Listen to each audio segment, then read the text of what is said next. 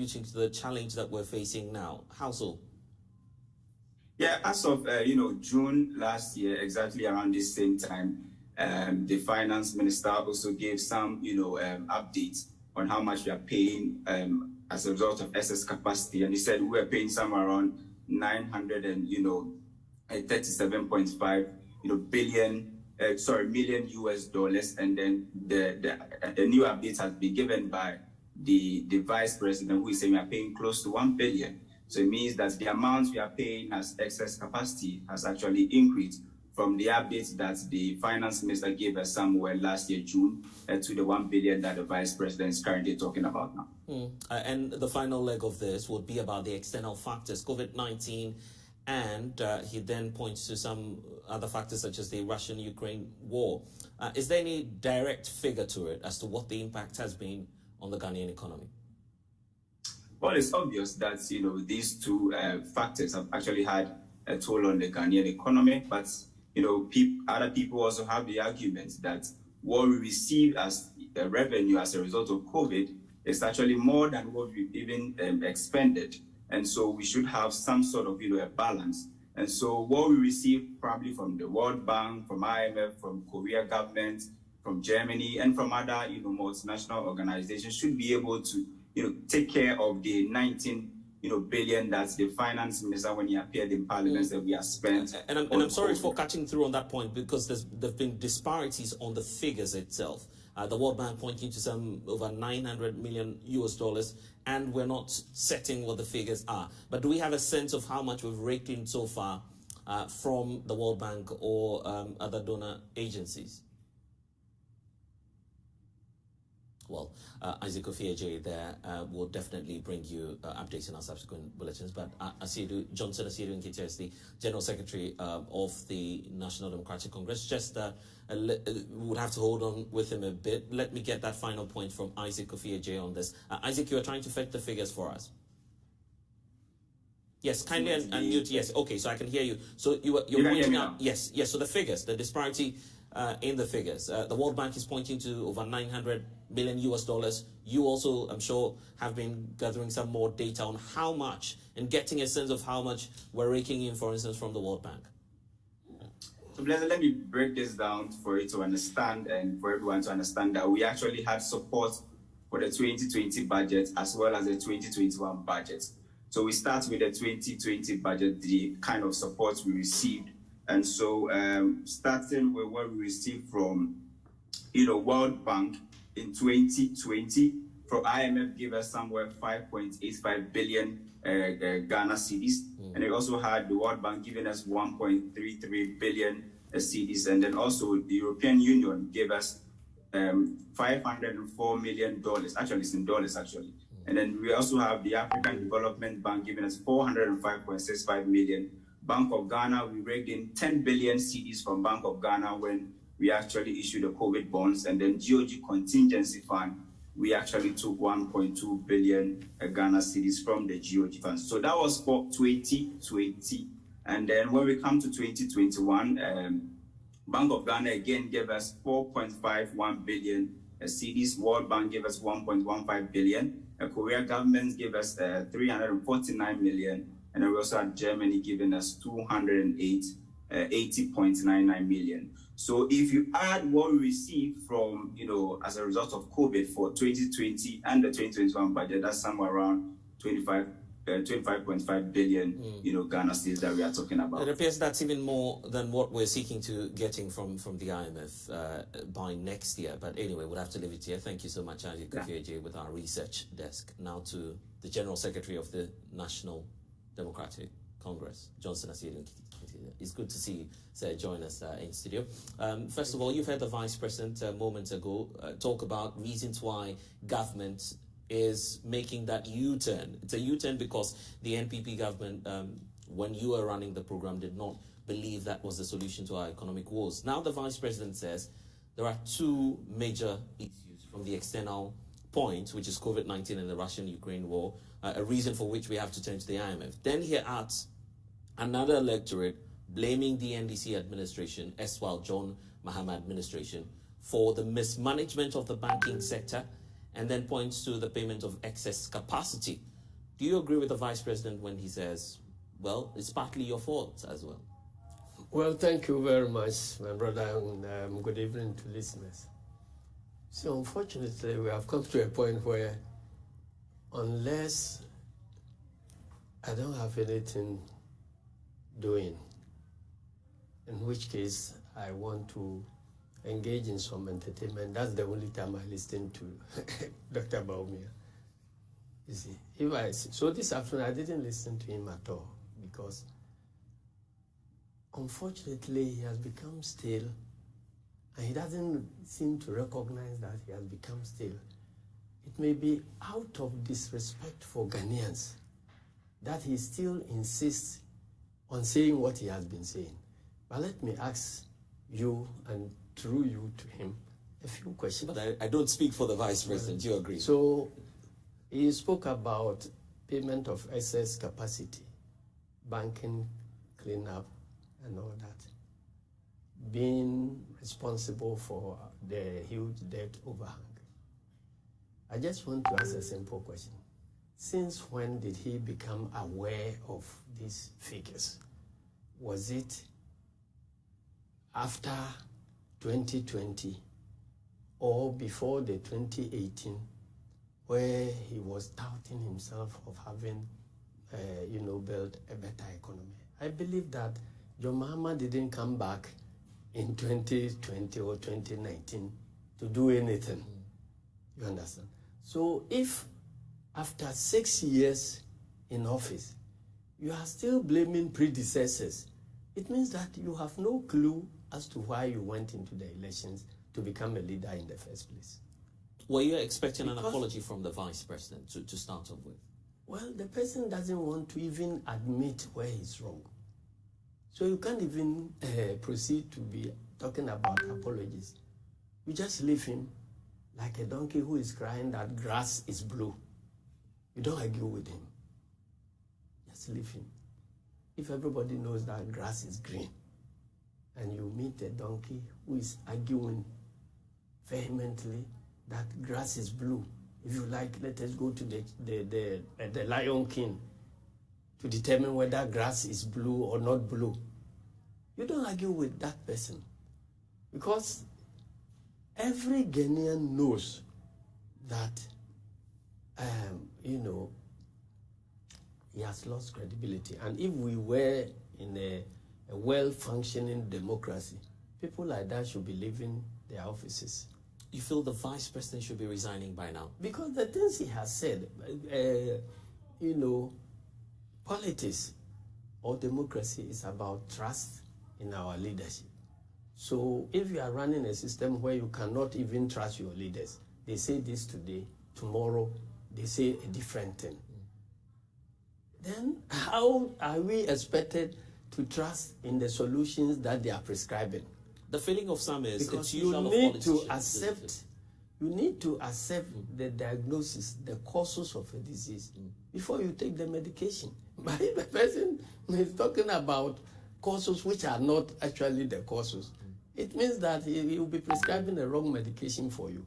So that is why we have been saying that, look, the very set of economic managers who brought us into this mess cannot be relied upon to take us out of the mess.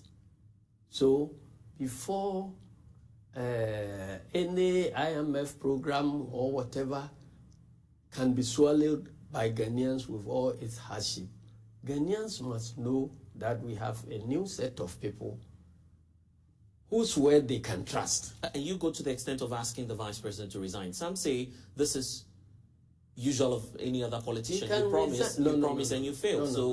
This is just one of such When cases. you say something is black and it turns out to be white too many times, you have lost credibility, and you help yourself by resigning from the economic management team. He shouldn't be there at all. You understand? So because we are in a certain mess, and we have been told that we are bringing the IMF to help us to implement certain austerity measures that will take us out of the mess. This austerity will involve hardship and others. So you need leaders who will be able to convince the population that, look, these are the right set of measures that will take us out of where we are. And those leaders must be trustworthy. The people must have trust in them. So if you are dealing with leaders in whom the people have lost trust, the people will not accept it. And that is why you are seeing the turbulence you are seeing in the economy now, the labor front and the other thing, because the simple fact is that they can no longer trust in the word of government. It's surprising that you're fixated on vice president, particularly when we've saying managers of the economy. But we've had, for instance, from former vice president. Yes. There's a vice president, there's this. I was just coming to that because we've heard from, for instance, former President John Dramani Mahama. He says President Akufo-Addo must consider a reshuffle, for instance, as part of the solution to the problem. Yes. So beyond the resignation, do you have a sense of some of the ministries that perhaps we need to do away with and some of the ministers that we need to change immediately? You see, I've talked broadly about the managers of the economy. There are a set of ministers who are on the economic management team, which has delivered this disastrous consequence. So they should not be there. You see, because if you are going to give the same set, and these are people who keep on defending their decisions when they know that their decisions are responsible for bringing us this far. See, leadership is about choices, it's about judgment, and so on. And you are not going to have a situation where there is nothing on the international front, as if there will be a period where the international situation will remain stagnant, nothing changes. You are not going to have it. So if you opt to go to lead a country that is operating within an international situation, you should take those conditions as given, the possibility that there will be disruption here, left and right, and design your policy to provide buffers that will take care of such unforeseen situations. Let me tell you, we are operating in the same international environment like our neighbors, Côte d'Ivoire, Burkina Faso, Nigeria, Togo, and all that. Do you know that as we sit here, petroleum products in Ghana are more expensive than any other country in West Africa? And indeed, I just returned from the, Brong-Ahafo and Upper East. Almost all the fuel stations in some of the districts have collapsed. They have converted the fuel stations into bays for drying, rice. And rather, people are smuggling fuel from Burkina Faso to Ghana because of the price differentials. People are now smuggling fuel from Côte d'Ivoire to Ghana. You ask yourself, are these countries not also operating in the same environment? So if you are saying that it is because of that environment that a fuel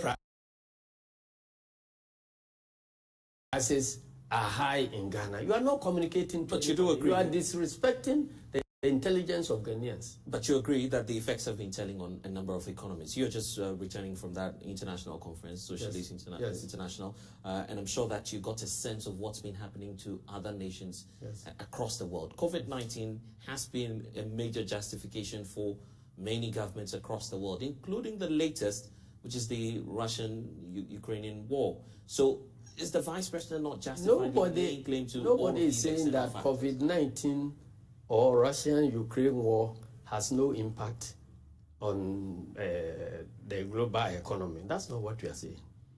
We are talking about how much impact. How can you say the impact is also different across the globe?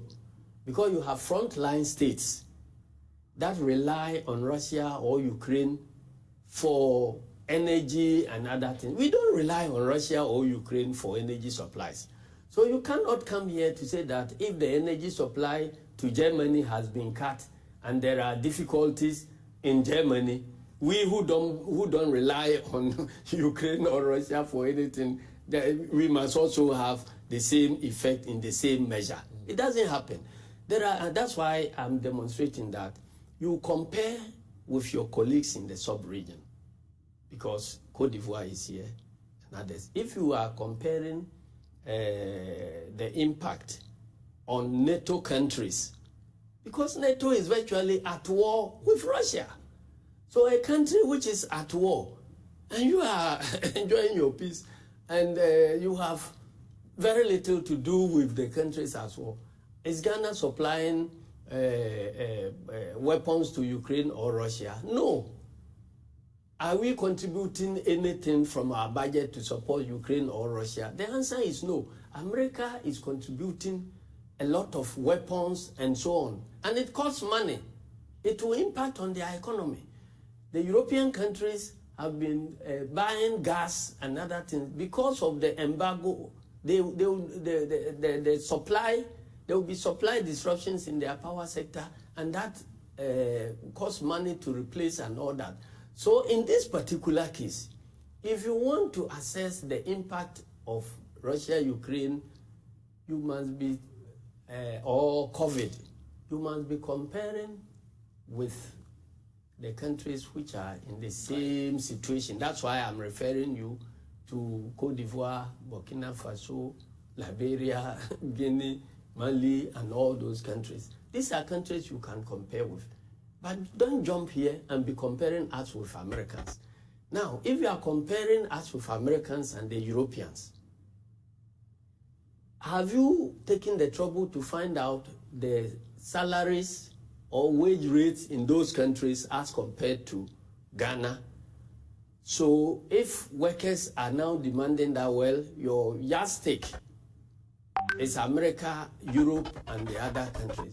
So give us the salaries for America, Europe, and the other countries. What will be your response? So you see, if I were the vice president, I would be quiet. Because if you have been badly exposed,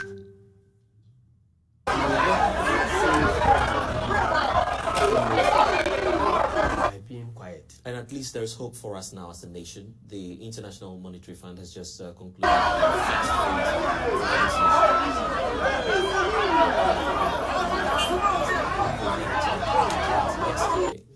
The fund has issued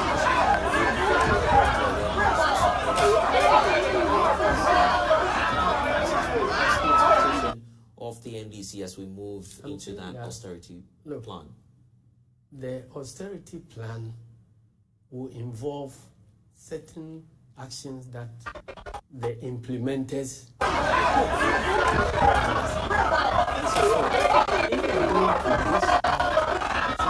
austerity measures,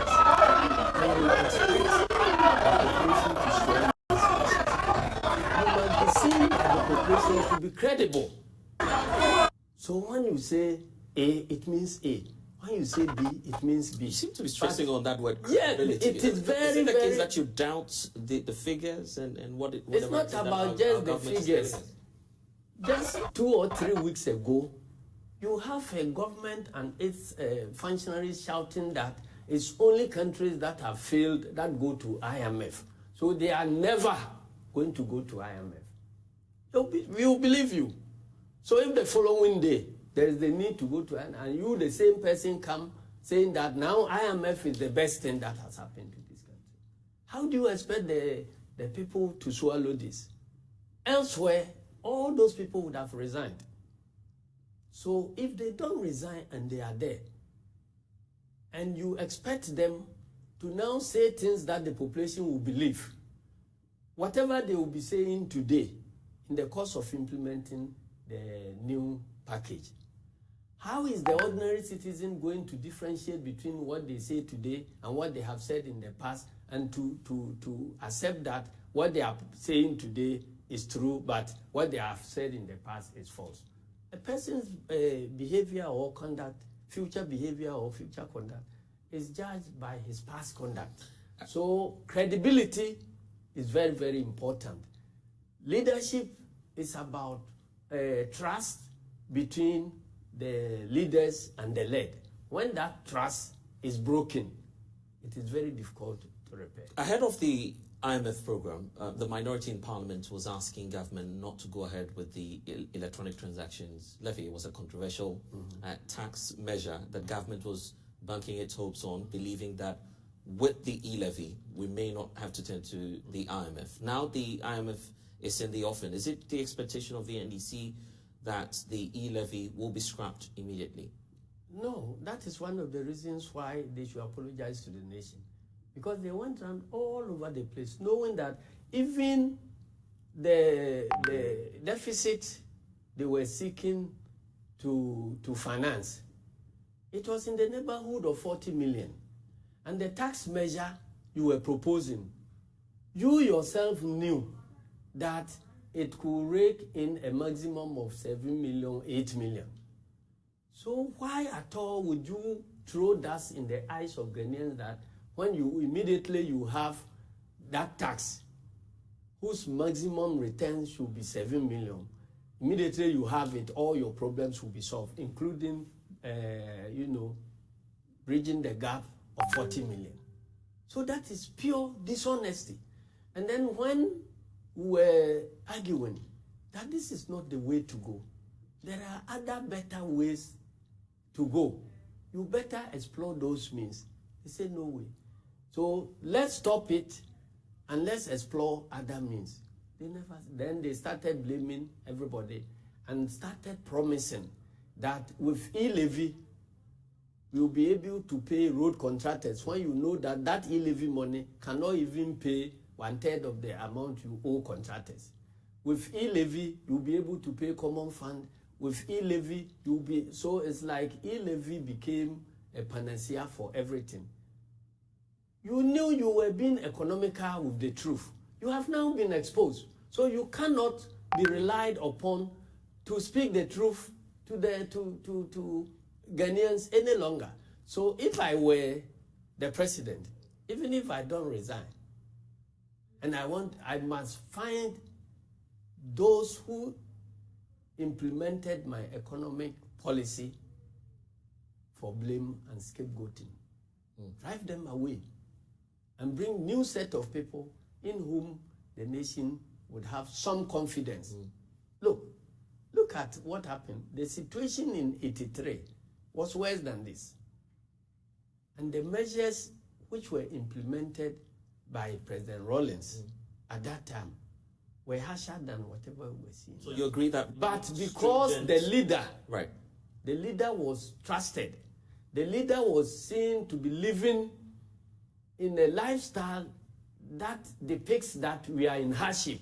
People were prepared to bear hardship. I was just about to come to 1 month ago, you were telling us that when it comes to the comfort and safety of the president, the cause doesn't matter. And I was just about to come to that. So why should the cause matter with workers? Right, I was just about to come to that because over the weekend, the president responded to the labor agitations that we're experiencing. He says, well, I'm having to cut or slash my salary by some 30%. And even in terms of public expenditure, we've done quite a lot in terms of saving the public purse. So the workers would also have to make some sacrifices. How much have they said? That was the justification. How much have they said?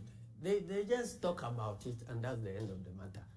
You must be seen to be taking measures that are verifiable. For instance, you have the largest number that there's been a slash in public expenditure. No, there has been an announcement of that slash. That's all. What are we verifying? Even the people have been caught cooking figures. So the thing is that credibility is important for you to carry the population along. As I was giving the example of President Rawlings, he was seen in khaki and mounting top of Land Rovers and buying kelewele and other things, roasted corn by the road. But you agree the times are different because he says that this is the situation we are in. So the president must be seen to be, and then urging his ministers to do things for demonstrative effect. You understand? What prevents the president from slashing the number of ministers he has to a manageable number? There have been accusations of corruption against certain ministers, health minister, several of the ministers and so on. if you want to establish your credibility with the people, you cannot be taking money, you cannot leave the corrupt people who have been found to have embezzled money there and say that I'm going to take your money and giving it to the same people. You understand? So you must take harsh measures and so that everybody will see you as serious. But Those the who are experts say managing that if we need to take harsh measures, obviously we need to cut down on public expenditure. That would affect the demand, for instance, from organized labor, asking for a 20% cost of living allowance. I'm saying that you agree to have a toll on the budget, right? Organized labor is demanding what they are demanding because it's like animal farm. There are the pigs who are enjoying, and then you have the others, donkeys who are working. If they have any reason to believe that government and its functionaries appreciate the hardship and they are prepared to take the lead in tightening their belts, cutting their expenditure, and these measures are verifiable, then government will get the support of labor because you'll be able to explain to them that there is nothing. But if you say that, oh, there's nothing, you tighten your belt, and we see you enjoying and loosening your belt, nobody will listen. So how do we affect the crisis? How do we? I'm saying that when you are talking about cutting, right? I used to work as a marketing manager in one of the GIHOC subsidiaries before. And the reason why those government corporations collapse, you know why? When there is a problem, a mismatch of expenditure and revenue, they say, let's reduce costs. Immediately they say reduce costs.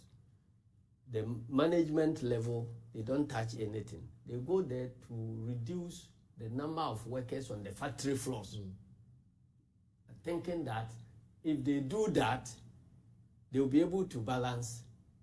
But forgetting that when you reduce the number of workers who are actually engaged in production, over which you are parasiting, you cannot make a headway. So our overhead cost of running the country is way too high. So that is what we need to slash.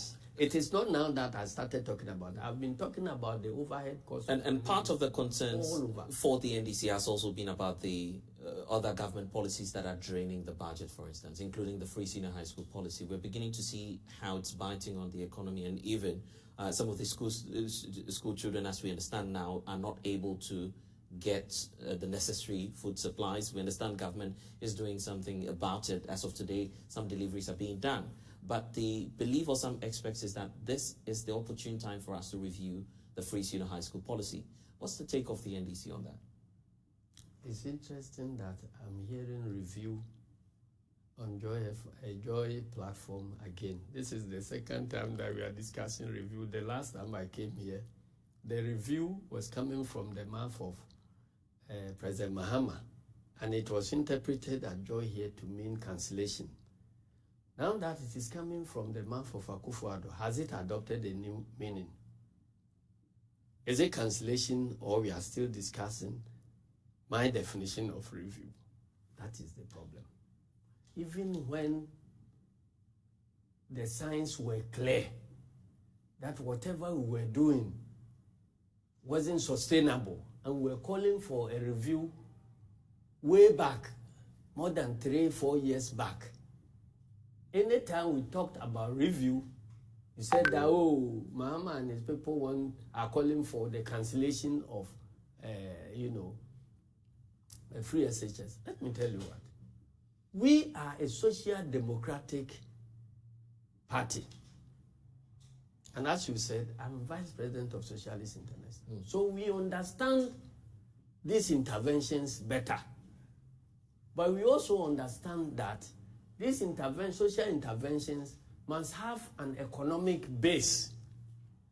If the economic base is not there, and you try to implement social interventions which has no economic base, they are unsustainable. What you achieve is that they collapse because of lack of funding, and when they collapse, the hardship they bring to the population is worse than when the thing has not been offered to them at all. We did these social interventions during the Fourth Republic. During the Fourth Republic, education was free, healthcare was free, most everything was free. Now, after the first coup d'etat, which incidentally was led by the grandfathers of the MPP as we have it, then they took the decision to slash all these things on account of lack of funding to support them. So if we have, practiced something which has crashed, the years between the time those social interventions were scrapped. I was in P2 when school fees was reintroduced after the 1966 school. Right. So the hardship was very great. The hardship brought about by the cancellation of free healthcare. We went through it and various stages in preparing to come and land at health insurance. We went through various stages up to cash and carry and so on before we could come here. So having gone through that experience, we cannot forgive ourselves for leading the country through the same experience which is going to lead us to hardship. And so what's that one magic one that will solve all of these teething challenges the NDC has with the free senior high school policy? There is no way of calling rose that it will not smell sweet. Whatever the simple logic in managing the economy or your personal life is that live within your means. So if you are living within your means, you won't have these difficulties. If you are earning 10 cedis and you insist on spending 20 cedis a month, the first few months you will think that you are okay. When the repayment of the first loan, you may have to finance it with a loan. But when the repayment of the loan catches up with you, you will see that even your 10 cedis would have to go into repayment of loan and you will be left with nothing. That is what we have done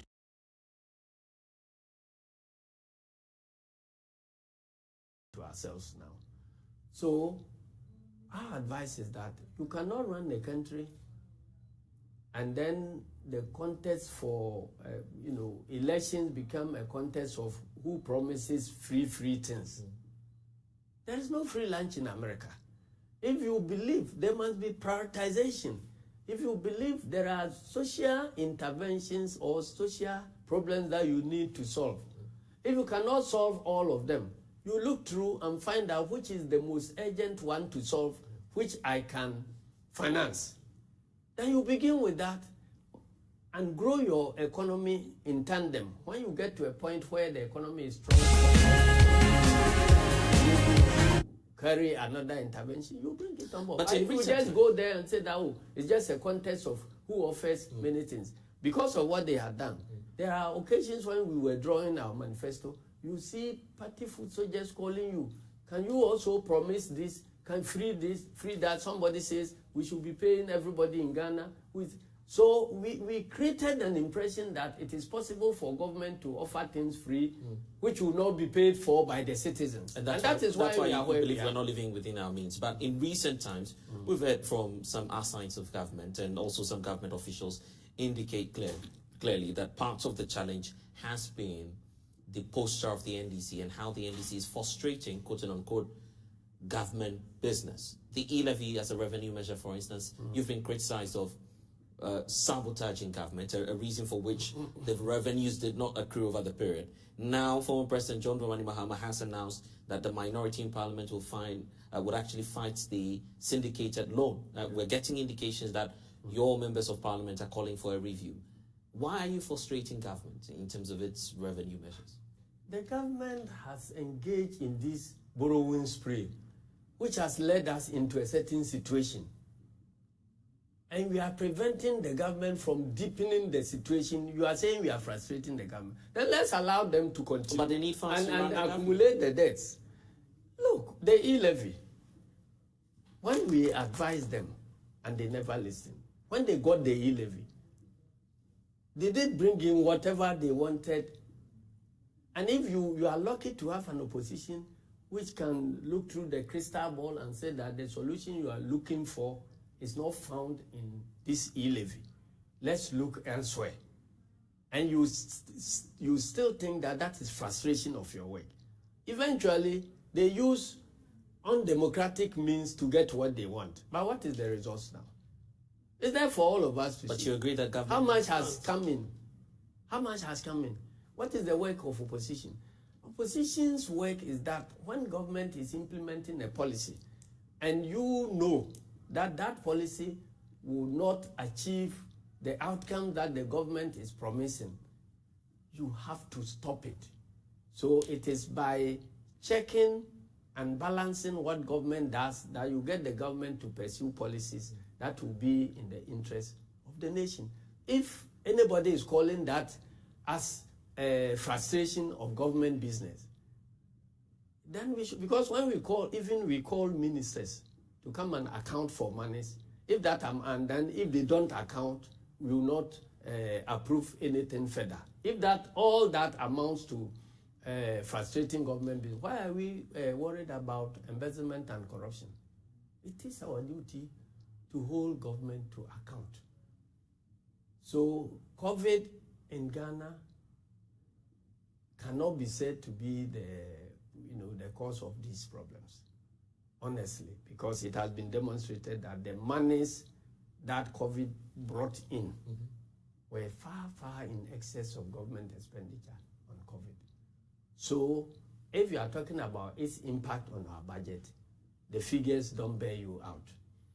If you are talking about the disruption of international supply chains and all that and its impact on our economy, yes, there is some impact. But there are countries in our sub-region who have lived through these supply chain disruptions, and they are doing far better than we are doing now. So that cannot be the cause. If you are comparing to countries that are engaged in war, NATO countries are engaged in war with Russia, and they are paying money, spending money, implementing sanctions, and Russia is hitting back and so on. So they are buying weapons that will impact on their budgets.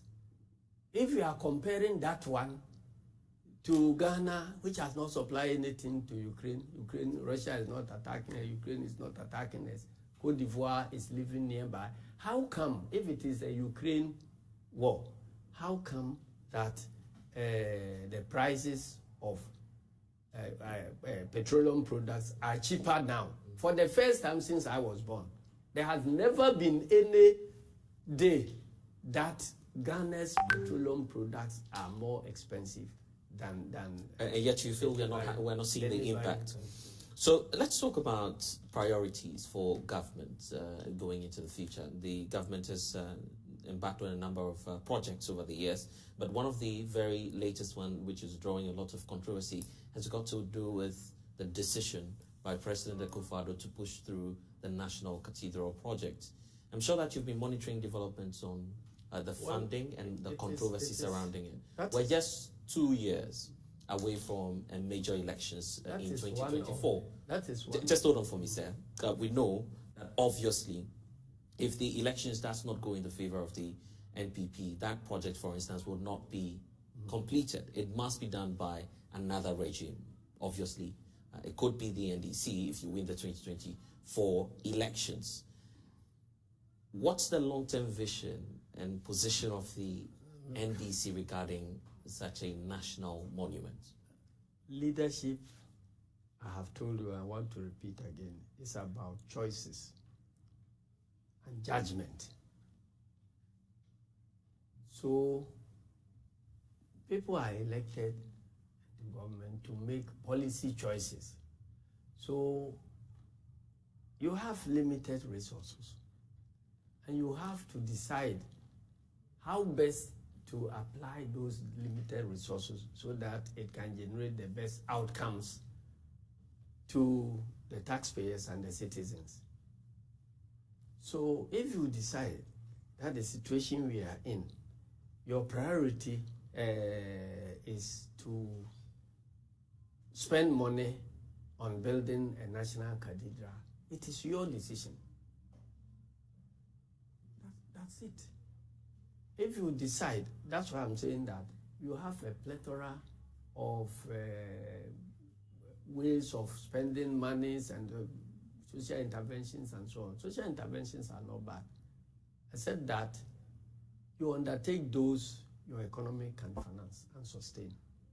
So if you come to realize that your economy cannot sustain all the social interventions, it is up to you to look at your social interventions and reorganize your priorities.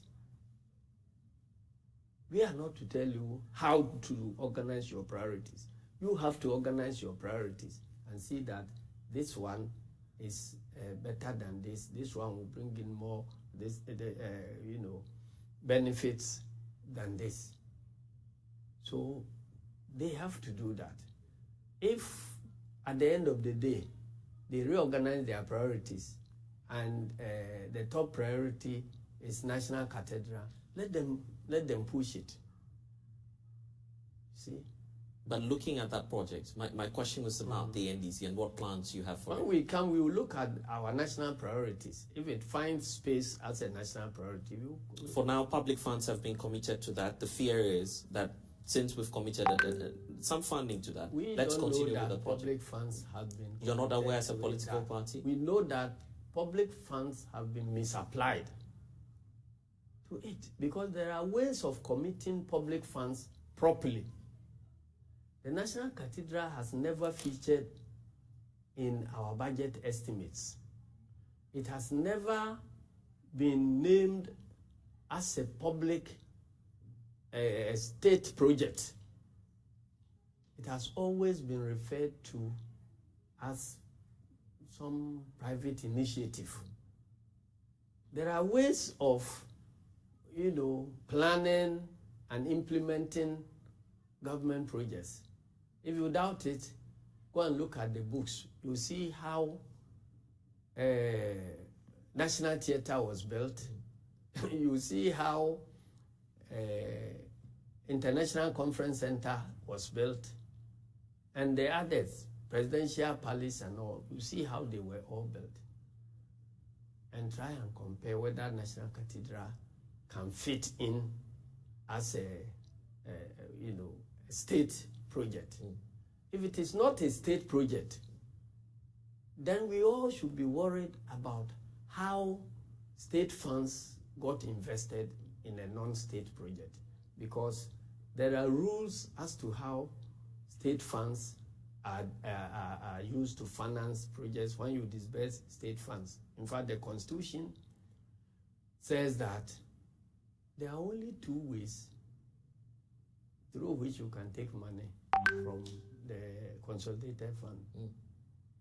One is under the authority of Parliament. And the authority of Parliament is expressed in several ways. Parliament, it could be a case that Parliament has enacted a law that creates some institution, and Parliament can put in there that that institution must be financed from monies from the consolidated fund. But as of now, or when the collection is done, a certain percentage should go there. Right. Then it means that Parliament's approval for that money was done when the law was being passed. The other way is through a budget and the appropriation bill, where you bring the estimates of whatever projects you want to undertake, whatever expenditure, and so on, for Parliament to look at and then approved and incorporated in the Appropriation Act, which is an act of Parliament. Apart from that, the Constitution has created, or the Constitution can say that the charge and expenses of this institution that is being created by the Constitution should be directly on the consolidated fund. You are talking about the expenses of the judiciary and other. For the sake of time, your argument is all of these things have not been done. They have not been done, and they have never been any procurement process. We have procurement laws.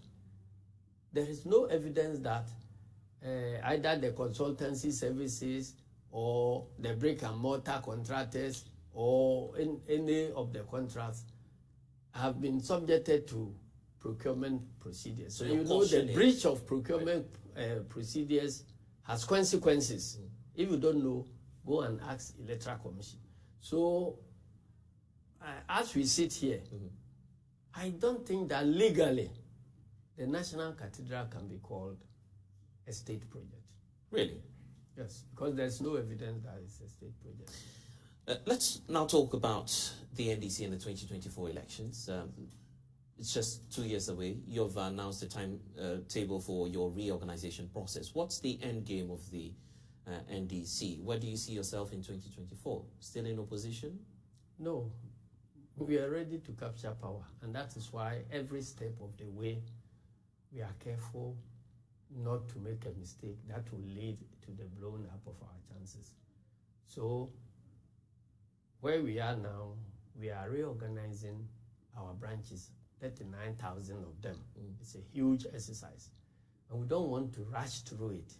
And that is why when people were, calling on us, what are you doing? MPP is getting to national level. And MPP is a different political organization from NDC. Their structures are different. The number of elections they hold are different from those we hold. We hold more elections than them, and we elect more people than them. So they can do their things. And at times, they don't care about the procedures leading to elections. They care about the outcomes. So they think that the end justifies the means. If Nanado wants this person to be national chairman, that is the target. Do everything to make sure. But that should be their business. I'm talking about that's their business. Right. That's what I'm saying. So we are not competing with them. So today, as at yesterday, I announced the beginning of the processes leading to the branch elections. And again, we are organizing the elections in 4 phases. The first phase will cover the 5 northern regions. Then the second phase is in the middle, Bono East, Hafo, Western, North, and Western. Then the third phase will cover Central Region, Greater Accra, Oti, and Volta.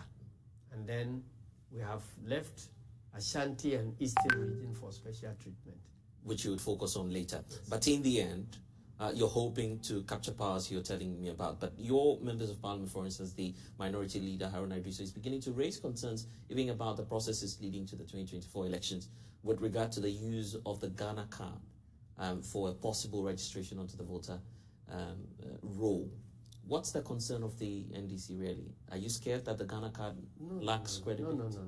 It is the duty of citizens. You see, if citizens declare themselves as spectators and not part of the action, things will go wrong. You cannot have a functioning democracy.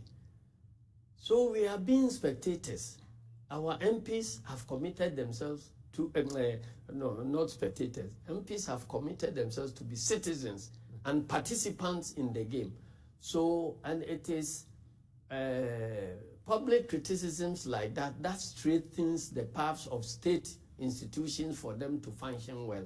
So wherever you see a state institution that is taking an action that, seems to suggest that they are not performing their duty well, it is the responsibility of every citizen, particularly members of parliament, because parliament exists one of its functions is to exercise oversight over state institutions and the executive. So if there is the belief that Electoral Commission is doing something that goes against their mandate, then it is up to us. You've not been to IPAC in a long time. Will you use that platform to channel your grievances on the Ghana IPAC is no longer a platform for channeling of any grievances, and that is why we consider that our presence there amount to a waste of time.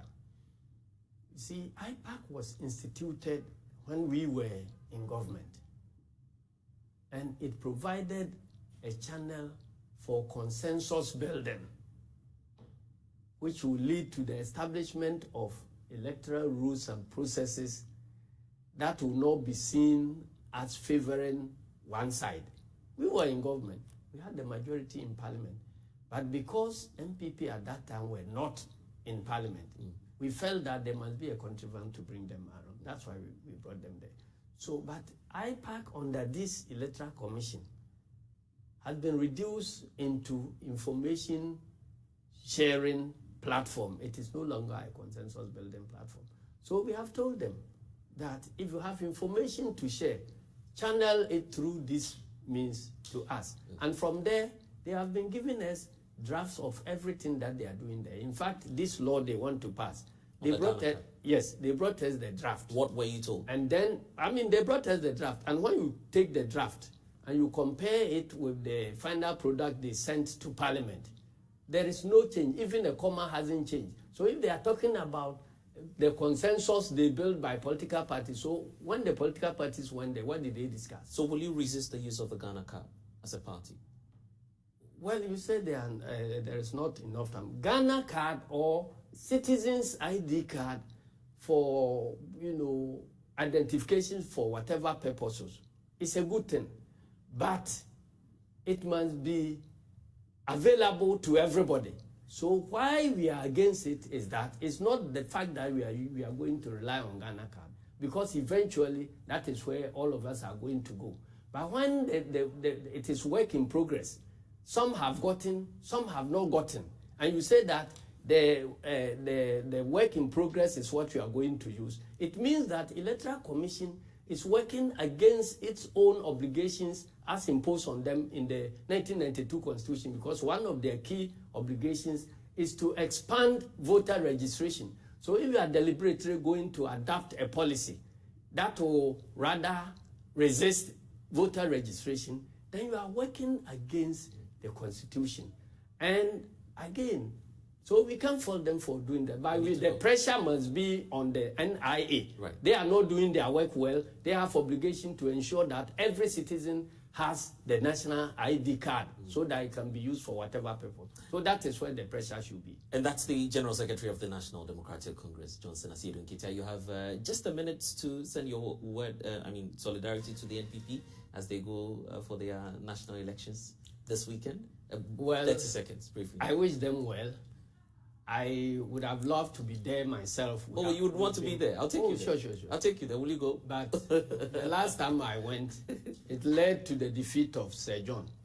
I don't want to go and see John Boadu off. Let me stay somewhere and let them go and do it. But certainly I'm sending a fitting representative to go and express solidarity. So I wish them well. I'm grateful. And that's Johnson Asiedu Nketia for you. But it's a wrap also here on The Pulse with me, Blessed Sugandas. More news for you at myjoyonline.com. Please stay on the Joy News channel.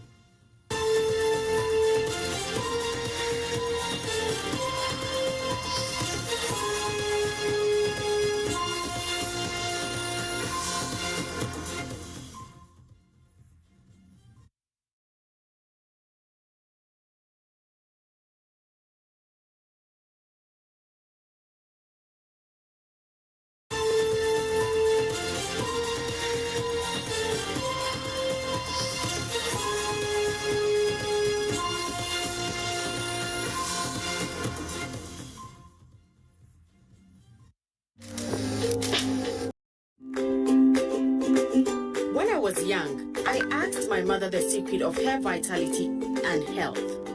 She said, the right food, the right exercise, the right amount of sleep, and the right blood tonic. Nescafe Black Tonic is effective for the treatment of anemia, lack of appetite, and stressful conditions in both adults and children.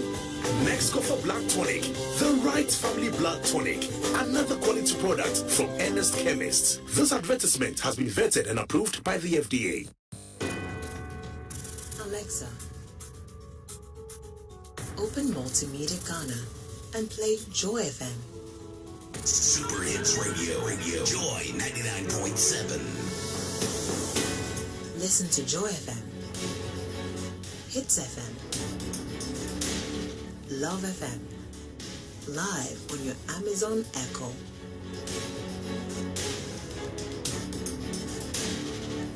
Listen to your favorite multimedia radio stations live on your Amazon Echo device by saying, Alexa, open Multimedia Ghana, play Joy FM or Hits FM or Love FM. Or catch up on your favorite podcast by saying, Alexa, play, and then the name of your favorite podcast from Multimedia Ghana. For a list of all podcasts available, say Alexa. Ask Multimedia Ghana to browse programs.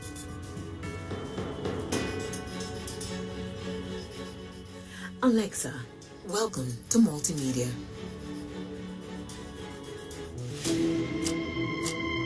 Picture the idea of no or confusing road signs can be likened to driving in a dungeon.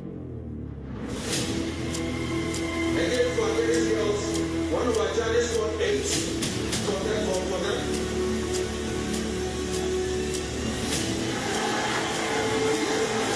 16 schools in Ashanti are ready to battle for supremacy and the bragging rights as the best school in debate. Can St. Monica's Girls Senior High School defend the title? Or will any of the 15 schools, including OWAS, Prempeh College, Yasantua Girls Senior High School, TIMAS, Presby SHTS, Bompata, KNUST SHS, Tepa SHS, and the like wrestle it from them? Make a date from Friday 17th June to Friday 15th July 2022 as you get thrilled to fierce and insightful arguments in the Love FM High School debate from senior high schools in Ashanti. Catch the action live on Facebook at LUV 99.5 FM, on radio on Love 99.5 FM, and on Joy Prime and Joy Learning on Monday to Friday at 2 p.m. each day at the Christian Service University College. This event is brought to you by your superstation, Love 99.5 FM, in collaboration with the Ashanti Regional SRC, the Ghana Education Service, and the Conference of Heads of Assisted Secondary Schools, CHAS. Empowered by Jackson Institute of Innovation and Leadership, Cowbell, Christian Service University College, and Pepsodent. Sponsored by Madam Catherine, Best Brain Publications, Zest Consult, Top Choco, Academic City University College, and Flora Tissues. Supported by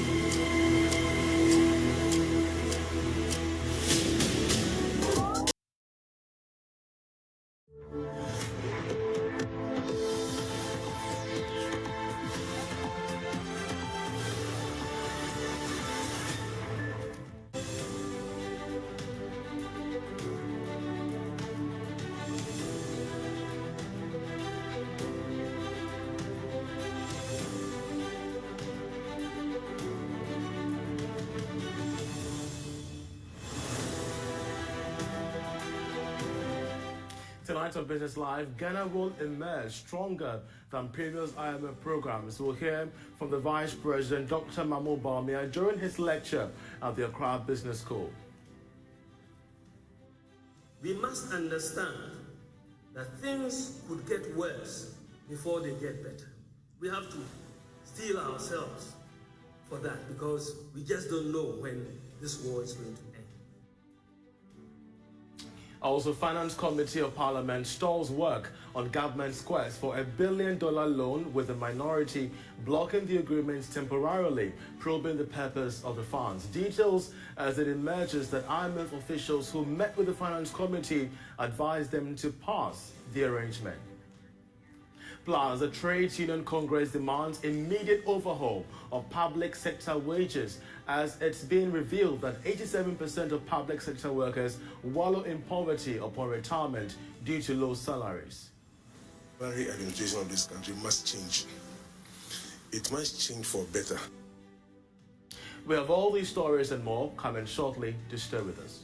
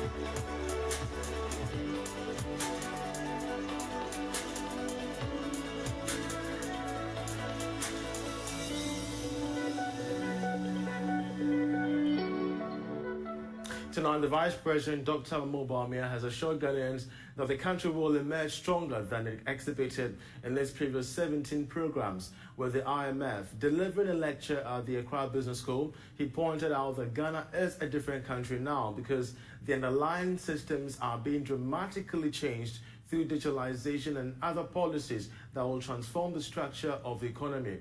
The Vice President spoke on the topic, the role of information technology, education, and government's digitalization agenda.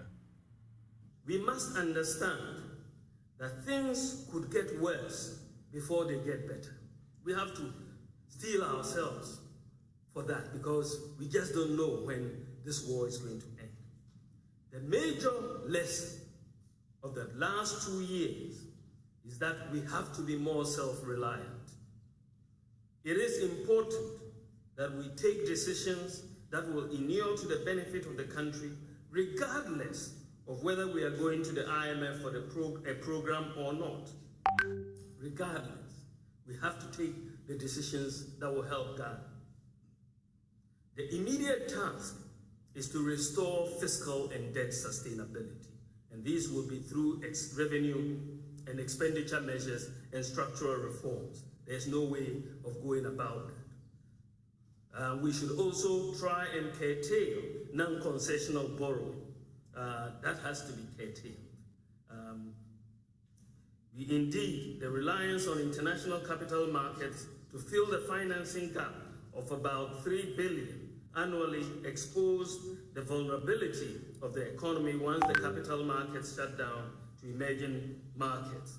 This has heightened the need for Ghana to build foreign exchange reserve buffers to cater for unanticipated shocks like COVID-19 and the Russia-Ukraine war.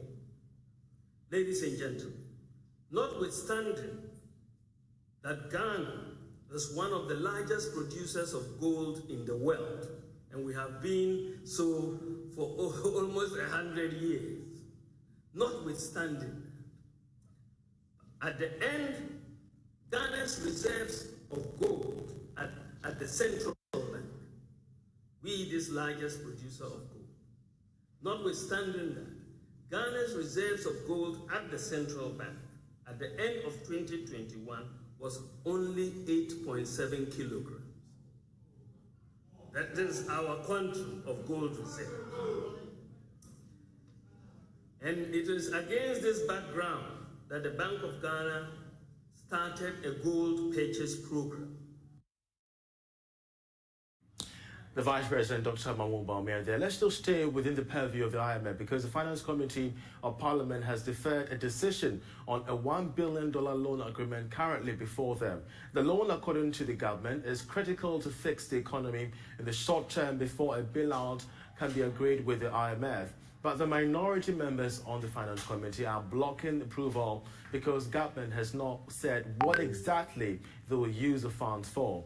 We'll listen to the ranking member on the committee, Dr. Nketia, who spoke to journalists after the committee met on the agreement. To start with, let me say that yes, it's true. We've met as a committee. What was before us was for us to consider and approve 2 tranches of loans. We have considered them in good faith. We have lingering concerns. We have actually brought them out because, first of all, we believe that the document before us has some fundamental defect because what is in the memorandum to Parliament and what is in the loan agreement has some differences in the sense that in one breath we were called upon to approve a loan of 750 million, but what is in the agreement has 2 legs, tranche A and tranche B. One is in euro and one is in dollars. So that will mean that Parliament will have to amend what was brought to us. So it called to question the competence of the people that sent the document to us. I've told you the concerns we have with it. One, they have not told us the use of proceeds, what they are using the money for. So I can't give you blanket approval for you to go and use it just for chop. So tell us what you are going to use the money for. I mean, this government's insatiable appetite for borrowing for consumption must stop. For them, they believe in one program, one loan. I don't accept that. there are ways you can solve your problems, not all the time going for loan agreement. So they should tell us what exactly they will use the money for. And if the terms are good, we are human. We'll be able to accept that. But until that time, you can't make a determination. We need full documentation to inform us to make a meaningful decision. As we speak, we don't have it. And until that time, I'm incapacitated. Our parliamentary correspondent, Kweku Asante, joins us for more on this development. Kweku, it is now emerging that the IMF officials who met with the Finance Committee on Tuesday recommended that the approval of the loan agreement, saying that it was critical for the economy in the short term. What has Dr. Atu-Forson been telling you about the IMF response to this? So the information we are taking from the committee is that the IMF officials who met with the Finance Committee early on this week recommended that given the critical nature of the state of the economy now, it's very important that government gets that $1 billion injection into the economy to be able to fix the economy on the short term before Parliament, before the IMF deal will be struck. And so they recommended to the committee that they should pass the agreement. But Dr. Atu-Forson has been saying that, well, that is the advice from the IMF. They are not bound by it. So their condition still stands that until government tells them what exactly they are going to use the funds for, they are not going to pass it. You can listen. From our foreign partners, we take advice from them. So advice can either be accepted or be rejected, depending on the circumstances of the day. So as for us, yes, we have the document and we have to do justice with the document. A major concern also has to do is what is in the budget is significantly different from what they are asking us to do. The budget is saying that in the course of the year, they will be taking a term loan of $750 million. So why do you ask us to approve $1 billion when your own budget says $750? Yes. If I encourage them to approve $1 billion, I'm encouraging them to be, fiscally indisciplined. I cannot be part of that. So clearly, we want them to first come and amend the budget through the media review to reflect that before we can even consider something above $750 million. So that cannot be done on the face of the budget document that is before us. And that should be made very clear. Well, so Kuku, that was the interaction you had with Kweku Atu-Forson. But the former President Mahama had also charged NDC MPs to reject this particular agreement. When you spoke with Dr. Forson last week, he was categorical that they will comply by the former president's request. What has he been saying now about this, considering his stance earlier to you? That the stance has now softened a bit. What they are telling me now is that if government is able to tell them what exactly they are going to use the loan for, then they will approve it. Early on, when I spoke to him, like you referenced, he was categorical that their side was going to reject the agreement. They were going to reject it because they thought some of the financing deals, the financing arrangements were poor. But now they are softening the stand and saying that if government comes to them and tells them what exactly they are going to use the loan for, then they will approve it. Indeed, and we shall see how things pan out, especially when the IMF is upbeat about the need for there to be a passage of this particular loan. We're grateful to Kweku Asante for the update from Parliament. He's a parliamentary correspondent.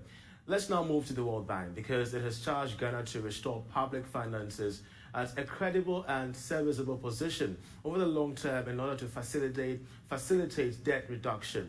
It also wants the country to pursue structural reforms, particularly in the energy sector, to address the imbalances putting a lot of stress on the economy. Speaking at the 6th Ghana Economic Update, World Bank Country Director Pierre Laporte implemented economic reforms in Ghana, saying that it is much more critical for the country's growth.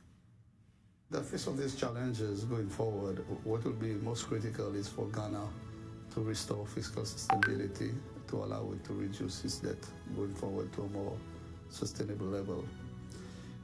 Ghana also needs to continue to pursue structural reforms. For instance, in the energy sector, the imbalance and the financial issues are causing a lot of stress on the fiscal framework. So addressing these sectoral reforms will be critical. But at the same time, on the expenditure side of the budget, to take measures to improve efficiency of spending. But focusing on fiscal sustainability alone and too much of a drastic adjustment may be harmful also for Ghana. And this is why the country needs to focus on other areas. And in this case, we have selected youth employment as a special theme. Today, Ghana's youth population is 36%. And over the last 30 years or so, despite several policies having been introduced to address the youth employment issues, the challenges remain. What needs to be done is that policies should be introduced that will increase opportunities for youth through several means. One such area is to increase access to finance, which is a major constraint to development. Another one is to provide opportunities for SMEs to grow. For instance, the Africa Continental Free Trade Agreement is a perfect platform that will enable not just Ghanaian but African youth in general to take advantage of the opportunities that this initiative will bring. Besides that, government should continue to look at other aspects of support for youth, including digitalization. We have many initiatives for startups that are coming up all the time, and a lot of them are focused on technology. So technology provides an ideal platform for government to support youth. Now, the Social Security and Insurance Trust, SNED, wants a consolidation of public sector salaries and allowances to ensure that workers retire on decent pensions. The call complements demands by the TUC on government to overhaul the country's public sector salary. There is more in this report. It is emerging that 87% of public sector workers earn less than 3,000 cedis of basic monthly salary. This was revealed at a stakeholder engagement forum between leadership of the Trades Union Congress, TUC, and the Social Security and National Insurance Trust, SNED. The trend, according to SNED, accounts for the meager pensions public sector workers receive upon retirement. Meanwhile, Deputy General Secretary of the TUC, Joshua Ansab, has called for an immediate overhaul of the salary regime of public sector workers. He spoke to Joy Business. The salary administration of this country must change. It must change for better, so that people will have an enhanced salaries and they can contribute an enhanced contribution to Senate. Then, in the end, when they retire, Senate can also pay them and help them some benefit. But as it is now, it's going to take us a very long time for us to get very handsome benefits when we retire.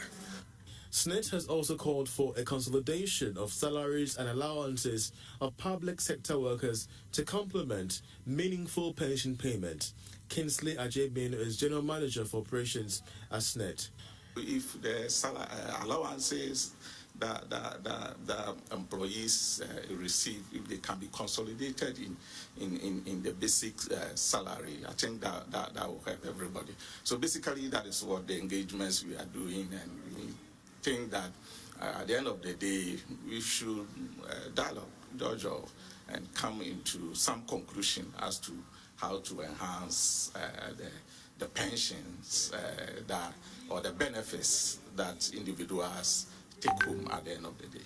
The engagement between SNED and TUC forms part of SNED's strategic plan to deepen public knowledge on pension contributions.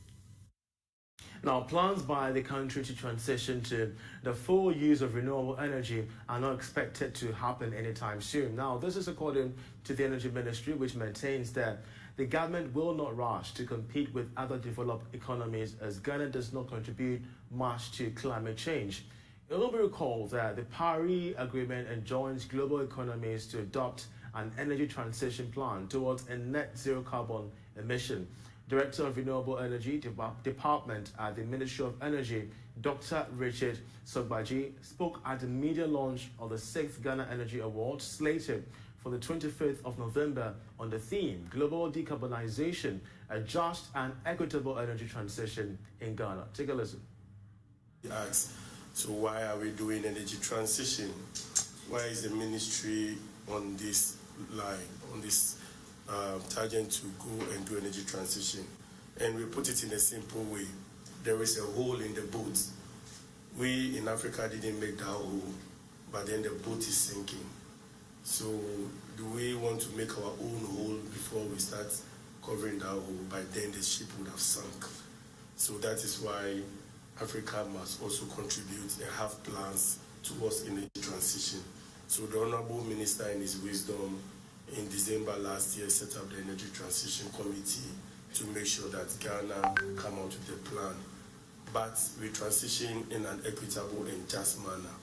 We have one objective, but two worlds, the developed world and the developing world. So we cannot transition at the same pace. Other countries will mention 2035, 2040. Ghana will transition at its own terms and conditions. If we feel that our transition, which in an economic manner will take 50 years, that is when we are going to transition.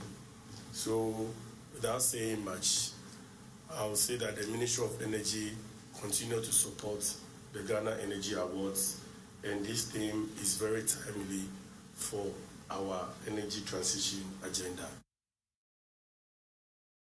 Meanwhile, the chairman of the awarding panel of the Ghana Energy Awards, Kwame Jantua, says this year's edition will focus on climate change, hence the theme for the event.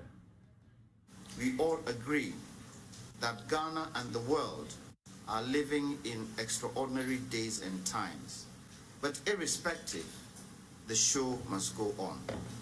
And the grit of human nature and the sheer determination to weather this storm proves that the human race is very resilient and will adjust and adapt to the numerous changes taking place on our planet.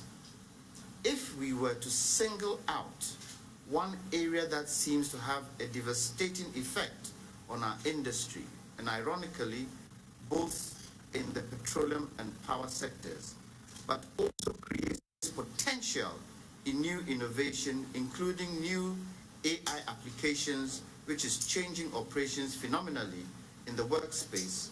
This area is bringing so much change to daily lives, is climatic change and pollution of our environment. These major events are directing government's agenda and policy around the world and has greatly influenced the theme of this year's GEA Awards. And the theme is Global Decarbonization, a just and equitable energy transition in Ghana. Now, the 13th edition of Ghana's biggest housing and construction exhibition, I'm talking about the Joy News EcoBank Habitat Fair, has been launched. Now, the event, which seeks to give various stakeholders the opportunity to explore the real estate market, will come off between the 24th and 28th of August this year. We have more in this report. The EcoBank Joy News Habitat Fair has over the years attracted huge numbers of exhibitors who showcase a wide range of building materials and housing accessories. This year's event is under the theme Home Ownership, Where You Live Matters. Managing Director of EcoBank Ghana Limited, Mr. Daniel Saki, said the bank will dip in relationship with the multimedia group to reduce the housing deficit in Ghana. This year, the theme has changed, and we think that we should extend it further to Where You Live Matters. Where you live matters because the availability of all the services around you is key in determining how you move up the social ladder, in determining the sort of environment you have, where your kids grow up, where your family grows. And it's important that we make this available to our clients. That is where we as EcoBank are very much engrossed in this partnership and are committed to growing this partnership further this year. Last year, we did offer very basic mortgages where anybody who is able to raise 20% deposit is able to come to EcoBank. We approve a mortgage for you, and you are then able to straight away own the house that you want. This year, we've extended that further by making sure that those who are not able to raise the 20% deposit but do have access to Tier 2 and Tier 3 pensions can use them as the deposit, and EcoBank will advance the 100% financing for the house. Meanwhile, Head of Sales and Marketing at Multimedia Group, Max Fuga, entreated potential homeowners to take advantage of this year's event. What we seek to do at this fair is to empower you through unbiased, fact-based, and time-tested information for you to be able to make that informed decision on where you want to live, not only where you want to live in terms of location, but even the type of house you live in and how you finance it. Some partners and sponsors of the event spoke to Joy Business. For those that have not had the opportunity, we are expecting that they will take advantage and come over because of some discounts that we'll be offering. This year we are offering 10% discount to all patrons. Aside the 10%, we are also giving prospective homeowners a free remote control gate and a garage. We are giving you central ceiling speakers. And then the icing on the cake is that we will pay your installation fee for a high-speed fiber optic internet connection within the estate if you buy from us this year. I'm excited already because I want to see what has been the way participants troop in or visitors come in to visit our stands. This time around also we have a lot of things to show, a lot of things. I mean, as you can see, Super Kitchen, this is our new product we introduced. Very fantastic. I mean, we will give you all the quality product, best service, best product, everything that you need. So this one, I'm so much excited to come. The 2022 EcoBank Joy News Habitat Fair will come off between the 24th and 28th of August 2022. And even ahead of the event, you did hear from Elegant Homes offering a free electronic, electronic remote control driven gate for free if you sign on to their product ahead of the fair. And this is part of several other discounts that you should be expecting this time around at the Joy News EcoBank Habitat Fair. So please make a date and be a part of this. That's how we end the bulletin. I'm Charles Ayete. Many thanks for watching. Enjoy the rest of our programs.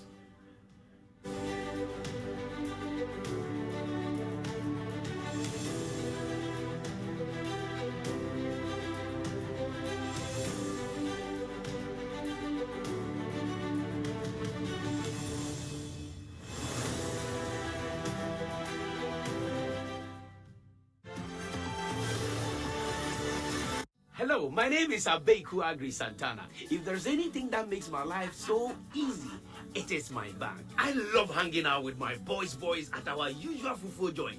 But even without cash, we still dey chop better with EcoBank Mobile. No matter the time of day, my bank helps me stay in touch with my beautiful wife whenever she's away. And when my beautiful wife is in town, she never misses out on her favorite TV shows because I'm able to pay up all my TV subscriptions from the comfort of my mobile phone. Whenever she has to get groceries too, my bank makes it cashless and convenient. And the part my wife loves the most is when my bank makes it possible and easy for her to shop from any part of the world without moving. Welcome to the smart world of EcoBank. Download EcoBank Mobile from Google Play Store or the App Store and discover the smart way to bank. EcoBank, the Pan-African Bank. My name is Acrobatic. People call me Who Knows Tomorrow. I don't want to hide the good things from the good people of Ghana. Let me tell you about watching your favorite kid show, movies, telenovelas, sports, news, etc. and etc. in crystal clear, high definition picture. This year, we know come to play. Yo, what's up, people? It's your boy, Mr. Drew, and I'm going to show you how to pause and rewind live TV. And also program your HD Plus decoder to record shows when you're not home. Little car. HD Plus, it's a cam. Tell you, bring your phone, make a download my HD Plus app on it for you, so you can watch TV on your phone with free data every month.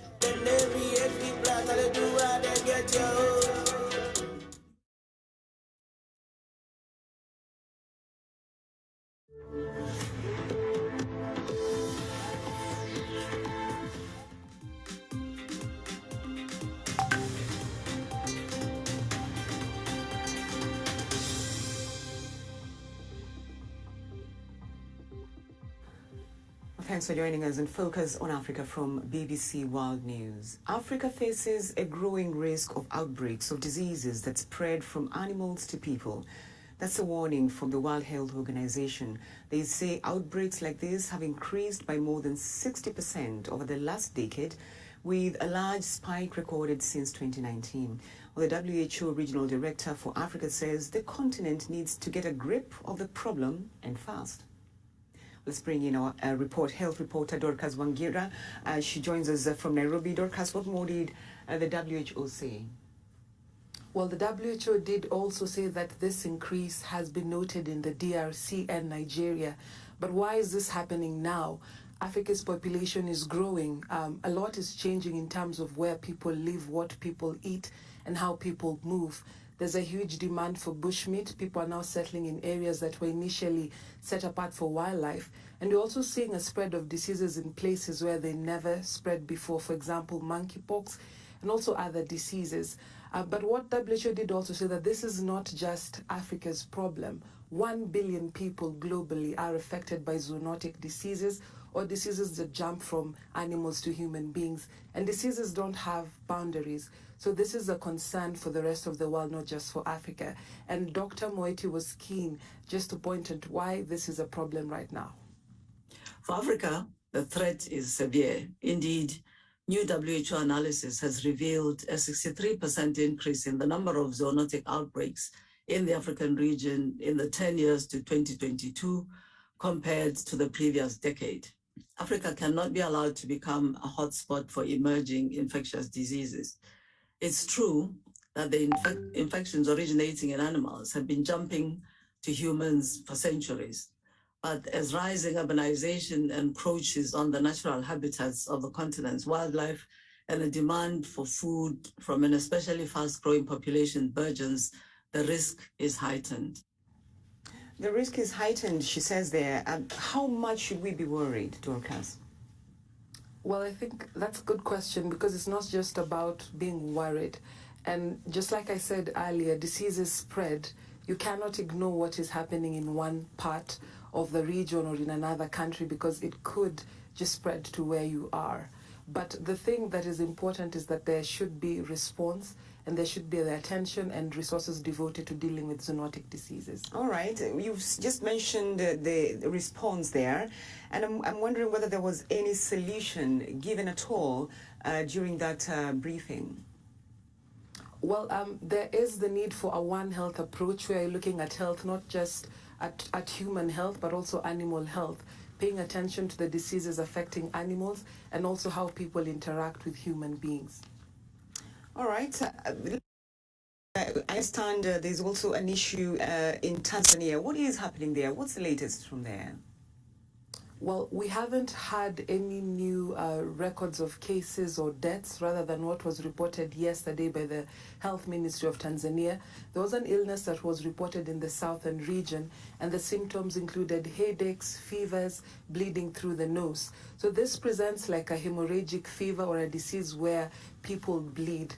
Well, Tanzania's government, all the health ministry, had ruled out Ebola or Marburg disease from their preliminary investigations. However, today WHO said that they were aware of what is happening in Tanzania.